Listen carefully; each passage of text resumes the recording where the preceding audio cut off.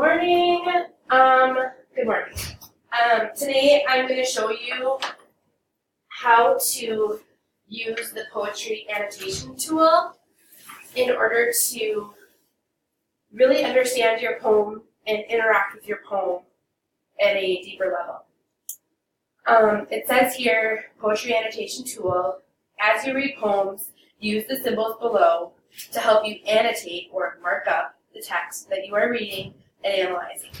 Consider creating some of your own symbols to help you understand the poem. Alright? And so if you go down a little further, you can see the codes or the symbols that are on this card that we're going to use today for annotating. So when we come across personification, we're going to use this little, you can call it a smiley face, it's kind of hard to tell on camera there. Alright? When we find times when there are words or phrases repeated, we're going to use an R.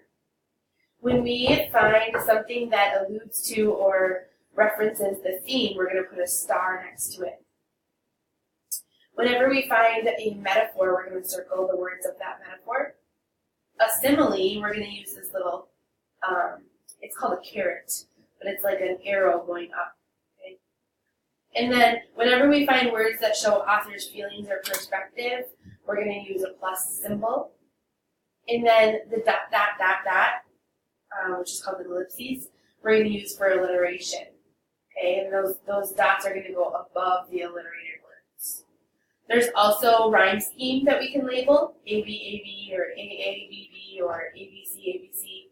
All right, and we need to make sure when we use it that we indicate what's being rhymed, so we can write down the rhyme scheme for the first stanza. And then we're going to use question marks if there's something that we don't understand. Maybe it's a word or a phrase or something's happening in the poem that we don't get, we don't understand, we're not following it. We're going to use an exclamation point if something seems important.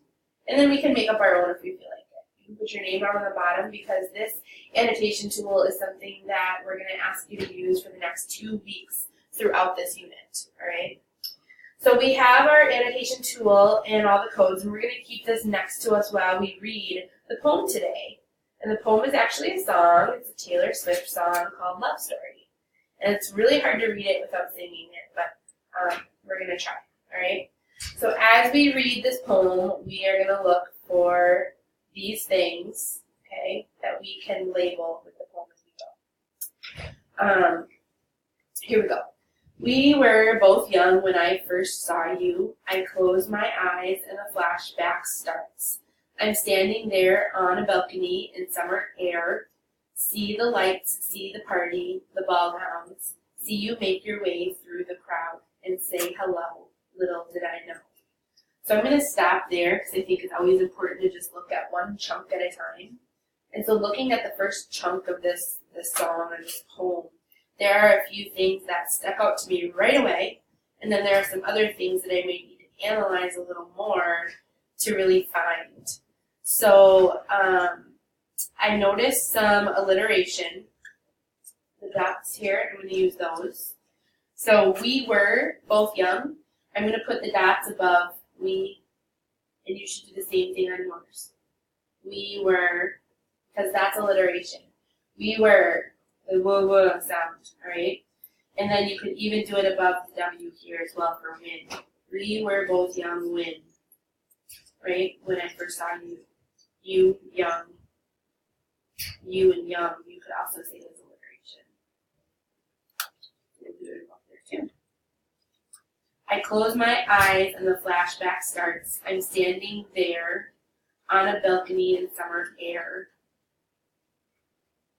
There and air. I see some internal rhyme here. That's not part of my rhyme scheme, but I'm noticing it. So maybe we'll do another, we're going to add in our own code here. I'm going to underline there and air. And then down here where it says make your own, I'm just going to make up my own code. Every time I see a rhyme, I'm going to underline it. See the lights, see the party, the ball gowns, see you make your way through the crowd and say hello, little did I know. Oh, hello and no. There's some more rhyming. Hello and no. That's end rhyme too, right? So the pattern, the rhyme scheme there would be AA because they rhyme with each other. So we'll put that in as well. AA, hello and no.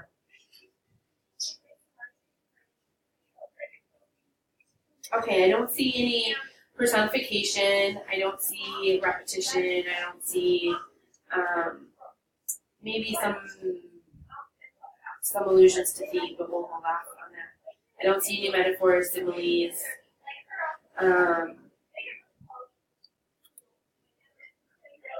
Yeah, I think we've got it all covered. All right, so now we're moving on to the next chunk. Little did I know that you were Romeo. You were throwing pebbles, and my daddy said, stay away from Juliet. And I was crying on the staircase, begging you, please don't go. And I said, Romeo, take me somewhere we can be alone. I'll be waiting. All that's left to do is run. You'll be the prince, and I'll be the princess. It's a love story, baby. Just say yes. So I'm going to stop there again and look at this chunk. Okay? Little did I know that you were Romeo. Really? Is he really Romeo? Or is she alluding to Romeo? Is this an illusion? Ooh, an illusion. We're going to add in another code here. What could be used for illusion? What symbol could be used? How about a squiggly line? Okay, so squiggly line under Romeo. That you were Romeo, that you were throwing pebbles, and my daddy said, stay away from Juliet. Oh, that's another illusion, Romeo and Juliet. And I was crying on the staircase, begging you, please don't go. I don't think any of this is literal. Little did I know that you were Romeo. What do we know about Romeo? Romeo is a character from Romeo and Juliet, Shakespeare's play. Romeo is kind of a ladies' man, and he's well known for being kind of a player. And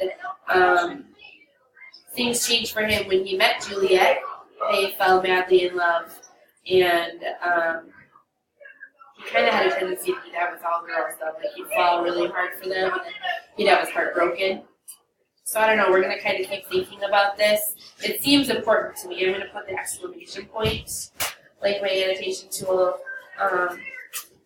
asks me to do. It might have something to do with the theme even as well. So we can put a little star there with a little question mark. We're thinking this might have something to do with that. So she's trying to say about Romeo, she's in love with Romeo, it sounds like. And my daddy said, stay away from Juliet. That means her. I think Juliet is her, Taylor Swift, or whatever girl she's kind of singing about in this song, right? And I was crying on the staircase, begging you, please don't go. I said, Romeo, take me somewhere we can be alone. I'll be waiting. All that's left to do is run. You'll be the prince, and I'll be the princess. Ooh, that's another, it's not an illusion because there's not a specific prince or princess that's being referenced, but it would be considered a metaphor because she's saying, you be the prince, and I'll be the princess, comparing him to a prince and her to the princess. It's a love story, baby. Just say yes. I feel like that's probably important too, the fact that it's a love story, and I think this is going to be about the theme as well. It's in the title. Love story is the title of the song, and then it's mentioned here. So I think we've got to keep an eye on that.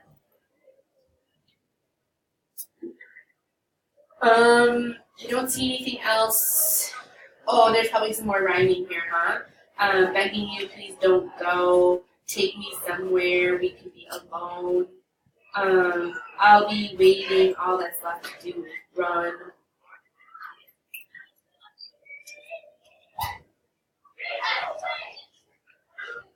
I'm thinking. I don't see any rhyming, but I bet you it's there, and I'm just not noticing it. And my daddy said, stay away from me. I was crying recently. Sometimes if I sing it, it's easier. Anyways, I looked, I didn't see anything that stuck out to me, so I'm going to keep going, okay?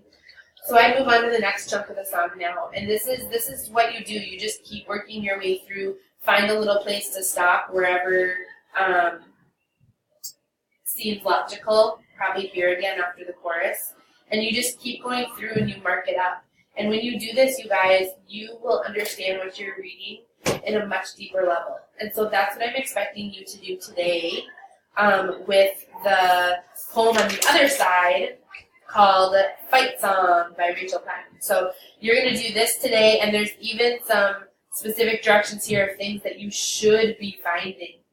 So if you go through this poetry annotation tool, right, and you get done annotating the poem, and you haven't found all these things, then you need to go back to the poem and find them because they're in there, all right? So that's your instruction for the next chunk of time here, and if you get stuck or you need help, ask. And if there isn't anybody directly around you who can help you, then write down your question, and I will help you tomorrow when I come back. All right? Good luck. See you soon.